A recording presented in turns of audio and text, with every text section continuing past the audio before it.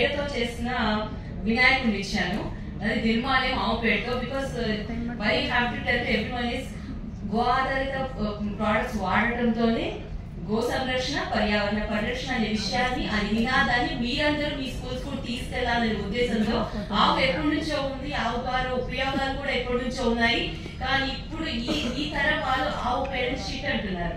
ఎందుకంటే అమ్మ దాన్ని ముట్టుకోవట్లేదు, అమ్మ దాన్ని వాడట్లేదు. సో ఈ రకంగా గోమయ పుష్పం అనే ఆర్గనైజేషన్ స్థాపించి, గోమయం అంటే ఆవు పేడ, పుష్పం అంటే నిర్మాల్యం. ఫ్లవర్ వేస్ట్ ని కూడా మనం కవర్లలో చుట్టి ఎక్కడ పడేయకుండా వాటర్ బాడీస్ ని కంటామినేట్ చేస్తున్నాము. అలా కాకుండా నవరాత్రుల్లో వాడిన వినాయకుడి పువ్వులని, ఆ నిర్మాణాన్ని తీసుకొని దాన్ని ఆవు పేడతో కలిపి అలా రకరకాల ప్రోడక్ట్స్ తయారు చేయడం, అవి మనం పిల్లలకి వర్క్ షాప్స్ కింద కూడా కండక్ట్ చేయొచ్చు. సో ఒకటి ముఖ్యంగా మనం అందరికీ చెప్పాల్సింది ఏంటంటే ఆవు ప్రాముఖ్యత మనం చెప్పాలి. అది అంటే గో ఆధారిత వ్యవసాయం ఎలాగో చేస్తున్నాము, కాకపోతే పిల్లల్లో కూడా అవగాహన కావాలి. సో ఐ విష్ అట్లీస్ట్ ఈ విధంగా నాకు ఈ ఆపర్చునిటీ దొరికింది దాని గురించి మాట్లాడడానికి. So please take it to the further. You are the top leaders. Thank you.